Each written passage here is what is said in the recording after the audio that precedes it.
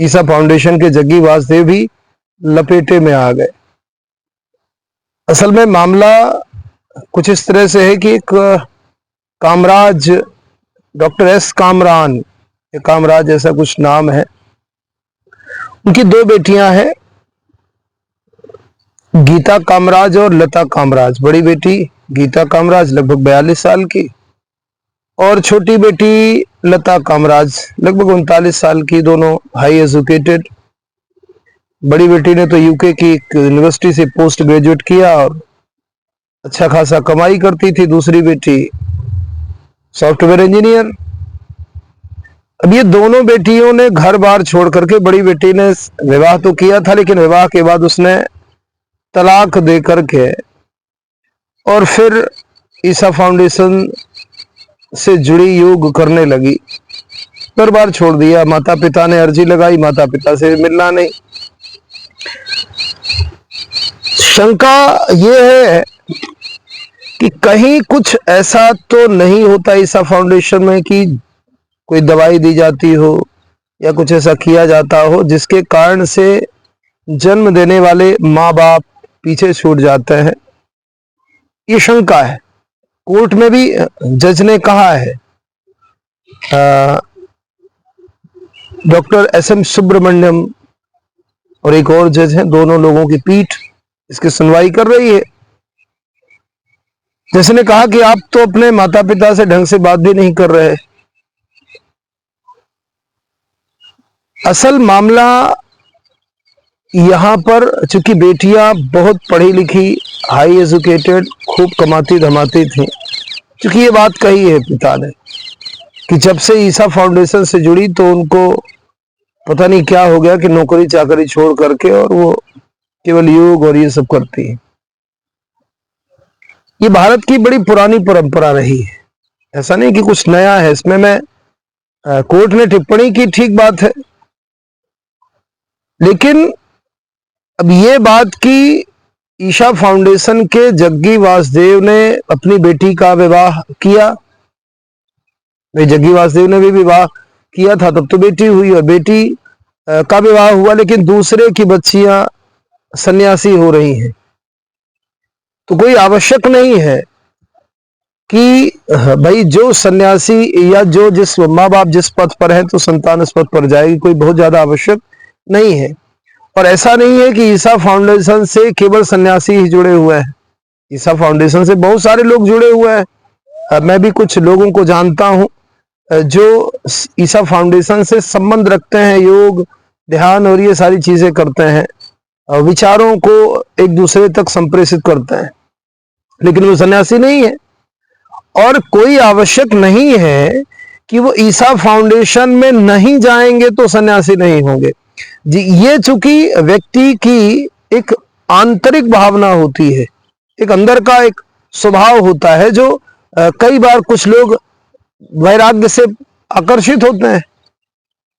अब इसमें ईसा फाउंडेशन को दोषी मानना या किसी संगठन को या किसी संस्थान को योग तो सिखा रहे हैं, लेकिन अब वो दोषी इसके थोड़ी हो गए। कोर्ट ने टिप्पणी की, ठीक बात है।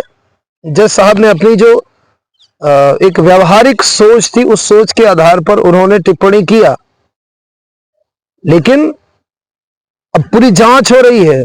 पूरी गाड़ियां पुलिस की, दर्जनों गाड़ियां, सैकड़ों पुलिस वाले आश्रम में प्रवेश करते हैं। कमरे में रहने वाले लोगों से पूछताछ होती है, उनका परिचय जानने का प्रयास होता है। लोग आश्रम में रह रहे हैं तो क्यों रह रहे हैं, किस कारण से लोग आश्रम में आए रहने, ये सारी चीजें पुलिस छानबीन कर रही है इन सारी चीजों को लेकर के। तो वो तो अब क्या निकलता है वो तो जब रिपोर्ट आएगी, चूंकि हाल का मामला है और पुलिस ने अपनी जो जांच पड़ताल की है वो रिपोर्ट तैयार की होगी, तो वो तो मामला आएगा। लेकिन इसमें मैंने अपना जो दृष्टिकोण है वो रखा, क्योंकि ईसा फाउंडेशन कोई पहला संस्थान नहीं है जहां से सन्यासी तैयार होते हैं। बहुत सारी जगहें हैं, बहुत सारे साधु महात्मा भी हैं, बहुत सारे लोग जो गृहस्थी में हैं, सब कुछ छोड़ छाड़ करके और वो सन्यासी हैं। कोई कहे या ना कहे, प्रेरणा होती है। हर एक व्यक्ति को हर एक चीज आकर्षित नहीं करती है। जो जिसको आकर्षित करता है उसको लगता है कि सारी दुनिया उसी से आकर्षित होती है। कुछ लोग वैराग्य से आकर्षित होते हैं। तो इसके लिए किसी व्यक्ति को दोषी ठहराना, भाई संसार में अगर हम साधु संतों की बात करें, उनके भाव में बात करें, तो बात तो होती है भाई संसार एक निश्चित समय के लिए होता है और अपने आप को जानने का प्रयास, ये हमारी जो सांस्कृतिक परंपरा रही है, शास्त्रों की परंपरा रही है, उस पर सत्य को जानने की बात होती रही है। और योग में यही होता है। योग का मतलब युज, जोड़ना।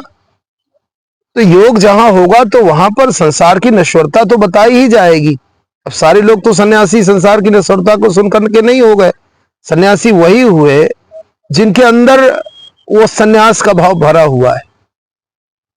बाकी तो बहुत सारे बच्चे होंगे, बहुत सारे लोग होंगे जो उनसे कोई मतलब नहीं इन सब चीजों से, लेकिन जो सन्यासी हुए वो आकर्षित हो रहे होंगे। अब इसके लिए ईसा फाउंडेशन को दोषी ठहरा देना ये मुझे बहुत ज्यादा ठीक नहीं लग रहा है।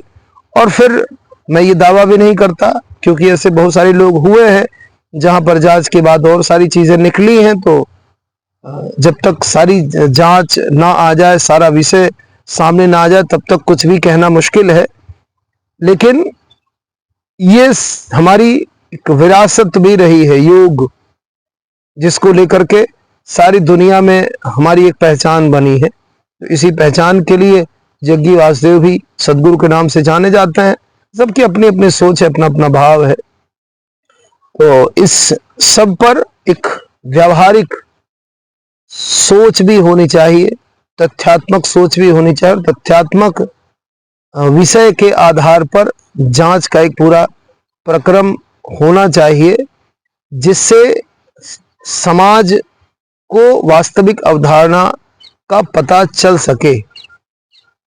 समाज में किसी भी संस्थान के प्रति एक जो दृष्टिकोण है वो पहुंच सके, क्योंकि साधु मनुष्य से ही होते हैं और बदमाश भी मनुष्यों से ही होते हैं। वेश एक दूसरे का रख लिया जाता है, तो वेश को आधार बना करके किसी पर टिप्पणी ना हो, ये ध्यान रखना चाहिए जांचकर्ताओं को। जग्गी वासुदेव भी समाज में धर्म और योग के संबंध में चर्चा करते हैं, इसलिए जांच के पूर्व बहुत सारी चीजों को जांचना और परखना, चिंतन करना चाहिए। इसी के साथ मैं अपनी बात को मैं समाप्त करता हूं। जय श्री राम।